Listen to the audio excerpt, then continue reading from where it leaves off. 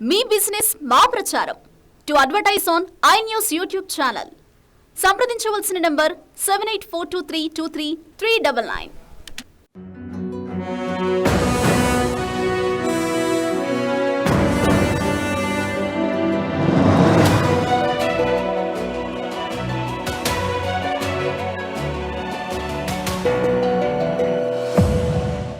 ఎన్నో దశాబ్దాలుగా భారతీయులు కన్నకల సాకారమవుతున్న వేళ భారత్ ఒక గొప్ప ప్రతిన తీసుకోవాలని ప్రధానమంత్రి నరేంద్ర మోడీ దేశ ప్రజలకు పిలుపునిచ్చారు.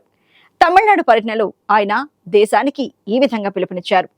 దేశంలో పేదరికం లేకుండా చేస్తామని, దేశంలో అన్ని వర్గాల ప్రజలు, ముఖ్యంగా భాగ్యవంతులు ఈ ప్రతిన తీసుకోవాలని ఆయన సూచించారు.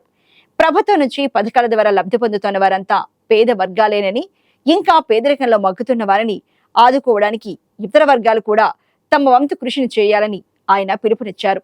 రామాలయంలో సీతారామ విగ్రహాల ప్రాణ ప్రతిష్ఠ కార్యక్రమం జరిగింది. ఈ సందర్భంగా దేశవ్యాప్తంగా ప్రజలంతా తమ ఇళ్లలో రామజ్యోతిని వెలిగించాలని మరోసారి సూచించారు. ఆయన రామరాజ్యంలో ప్రజలంతా ఆకలి దప్పులు లేకుండా సుఖశాంతులతో జీవించారని, మళ్లీ అలాంటి పాలన రావాలని ప్రజలు కోరుకుంటున్నారని అన్నారు. ప్రజాస్వామ్యంలో ప్రజల భాగస్వామ్యంతోనే అది సాధ్యమవుతుందని ఆయన చెప్పారు. రామాలయ ప్రారంభోత్సవానికి ముందే మోడీలు నిత్య అనుష్ఠానంతో, రామ ధ్యానంతో దేశాధినేతగా రామరాజ్యం కోసం తప్పిస్తున్నారు. తనతో పాటు రామ ధ్యానంలో ప్రజలందరినీ భాగస్వాములుగా చేయాలన్న ఆయన ఆకాంక్షను నెరవేర్చేందుకు దేశ ప్రజలు ఈ సందర్భాన్ని సద్వినియోగం చేసుకోవాలని సూచిస్తున్నారు. అయితే సీతారాముల విగ్రహాల ప్రాణ ప్రతిష్ఠ జరుగుతున్నది ఉత్తరప్రదేశ్లోని అయోధ్యలోని అయినా ఇప్పటికే దేశంలోని అన్ని ప్రాంతాల ప్రజల్లో రామభక్తి ఆవహించింది. పట్టణాలు, పల్లెలు, నగరాల్లో ఎక్కడ చూసినా రామాలయం గురించే చర్చ జరుగుతోంది. రామాలయాన్ని ప్రారంభిస్తున్న మోడీకి ఇది అదృష్టమే కాదు, ఈ అపూర్వ సంఘటన చోటు చేసుకుంటున్న సమయంలో జీవించడం తమ అదృష్టంగా ప్రజలు భావిస్తున్నారు.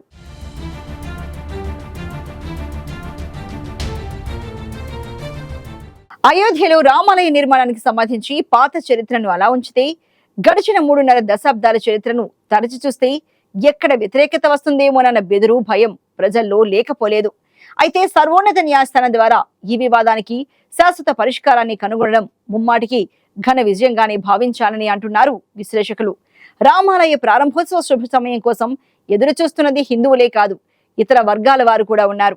అలాగే రామాలయ నిర్మాణం అనే బృహత్తర యజ్ఞంలో కులాలు, మతాలు, వర్గాలు అనే తేడా లేకుండా అందరూ పాల్గొంటున్నారు. శ్రీరాముడి తిరుమల తిరుపతి దేవస్థానం వారు 1,00,000 లడ్డూలు తయారు చేసి పంపడం ద్వారా ఆదర్శంగా నిలిచారు.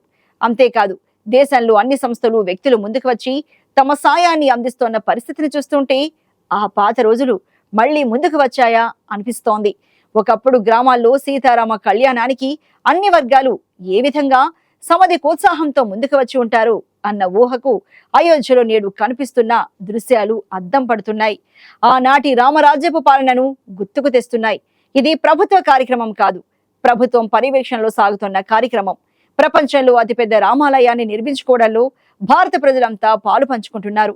శిలాన్యాస్ ట్రస్ట్ వారు పిలుపునిచ్చిన వెంటనే విరాళాలు ఇచ్చిన వారంతా ఈ మహాలయ నిర్మాణంలో భాగస్వాములే. రాముడు భారతీయులకే కాదు, ఇండోనేషియా తదితర దేశాల్లో ప్రజలందరికీ ఆరాధ్యుడే. ఆస్ట్రేలియాలోని పెర్త్లో రామాలయం ఆకృతి అయోధ్య ఆలయం ఆకృతిని పోలి ఉంటుంది.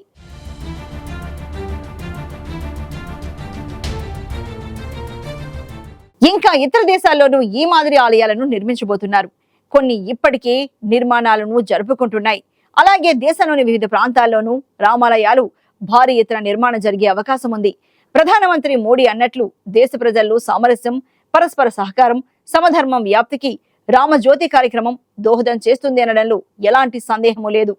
రామ శబ్దం వినగానే ప్రజల్లో భావోద్వేగం పొంగులు వారుతుంది. అయోధ్యలోనే కాదు, ప్రతి ఇంట్లోనూ రాముడు ప్రతిష్ఠితమై ఉన్నాడని చాటి చెప్పడమే ఈ కార్యక్రమం ముఖ్యోద్దేశం. ఇది విజయవంతం అవుతుంది అనడంలో ఎలాంటి సందేహం లేదు. రామజ్యోతిని వెలగడమే కాదు, ప్రతి పౌరుని హృదయం రామజ్యోతితో వెలుగులేనుతోంది. రామాలయాన్ని నిర్మించుకోవడంలో భారత ప్రజలు ఎంతో ఆనందాన్ని, ఉత్సాహాన్ని ప్రదర్శిస్తున్నారు. ఇప్పుడు దేశంలో అన్ని ప్రాంతాల్లో రామాలయం ప్రారంభోత్సవ సన్నాహాల విశేషాలే అందరి నోటా వినిపిస్తున్నాయి. తమ ఇంట్లో జరిగే శుభకార్యంగా భావిస్తూ అందరూ ఈ విశేషాలే చెప్పుకుంటున్నారు. తమ ఇళ్లలో రోజువారీ ప్రార్థనలు, పూజలు అన్ని రామభక్తిని చాటుకునే రీతిలోనే జరుపుకుంటున్నారు. ప్రపంచంలోని అన్ని దేశాల ప్రవాస భారతీయులు రామాలయం ప్రారంభోత్సవ విశేషాలను వార్తా ప్రసార సాధనాల ద్వారా వీక్షించేందుకు ఎదురు చూస్తున్నారు. అయోధ్యకు వెళ్ళకపోయినా అక్కడి కార్యక్రమాలను ప్రత్యక్ష ప్రసారం ద్వారా వీక్షించేందుకు ఆతృతతో ఎదురు చూసి వీక్షించారు. ఒక విధంగా చెప్పాలంటే ప్రపంచంలోని అత్యధిక పాపులేషన్ ఉన్న మన దేశంలో జరిగే ఈ కార్యక్రమం తమ సొంతింట జరుగుతున్న శుభకార్యంగా భావిస్తుండడం శుభ పరిణామం.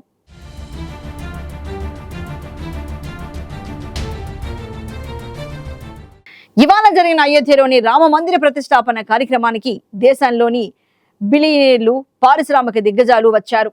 వారికి నిన్ననే మోడీ ఇచ్చిన పిలుపు భారత ప్రజలకు వరం కానుంది. అది దేశంలో ఒక మంచి వాతావరణానికి దారితీయనుంది. తిట్టిన నోళ్లే ప్రశంసలు కురిపిస్తున్నాయి.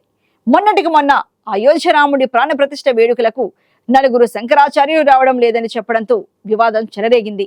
భగవంతుడు దేహంగా ఆలయం భావించబడుతుందని, అది అసంపూర్తిగా ఉందని, అందువల్ల కొత్త విగ్రహ ప్రాణ ప్రతిష్ఠ చేయడం సరికాదని స్వామి అవిముక్తేశ్వర స్వామి నంద అన్నారు. అయితే నేడు అది పూర్తిగా మారిపోయింది. ఆయన స్వరం సంపూర్ణంగా యూటర్న్ తీసుకుంది. రామ మందిర ప్రారంభోత్సవానికి ఒక రోజు ముందు ఉత్తరాఖండ్లోని జ్యోతిష్ పీఠ్ శంకరాచార్య స్వామి అవిముక్తేశ్వరానంద ప్రధాని మోడీ తీరుపై ప్రశంసలు కురిపించారు. హిందువులను జాగృతం చేయడం చిన్న విషయం కాదని, అది ప్రధాని నరేంద్ర మోడీ వల్లే సాధ్యమైందని ఆయన అన్నారు. ఈయన కొన్ని రోజుల క్రితం రామ మందిర నిర్మాణం అసంపూర్తిగా ఉందని, తాను ఈ కార్యక్రమానికి హాజరు కావడం లేదని ప్రకటించారు. ప్రధాని మోడీ హిందువుల ఆత్మ గౌరవం గురించి తెలుసుకున్నందున ఆయనను ఆరాధించే వారిలో ఒకరేనని శంకరాచార్య అన్నారు. మేం మోడీ వ్యతిరేకులం కాదని, ఆరాధకులమని చాలాసార్లు ఇదే విషయాన్ని చెప్పామని గుర్తు చేశారు. మోడీకి ముందు హిందువులను ఇంతగా ఐక్యం చేసిన ప్రధాని ఎవ్వరూ లేరని ఆయన అన్నారు. మనకు చాలా మంది ప్రధానులు ఉన్నారు, వారంతా మంచివారని, మేం వారిని విమర్శించడం లేదని శంకరాచార్య అన్నారు. ఆర్టికల్ 370 రద్దు చేసినప్పుడు, పౌరసత్వ సవరణ చట్టం వచ్చినప్పుడు మేం స్వాగతించామని, మోడీ స్వచ్ఛతా అభియాన్ మేము అడ్డుకున్నామా అంటూ ప్రశ్నించారు. రామ మందిర నిర్మాణంపై సుప్రీంకోర్టు తీర్పు ఇచ్చిన తర్వాత శాంతి భద్రతలకు ఎలాంటి విఘాతం కలగనందుకు ప్రశంసించాం. హిందువులు బలపడినప్పుడల్లా మేం సంతోషంగా ఉన్నామని, ప్రధాని మోడీ ఆ పనిని చేస్తున్నారని శంకరాచార్య అన్నారు.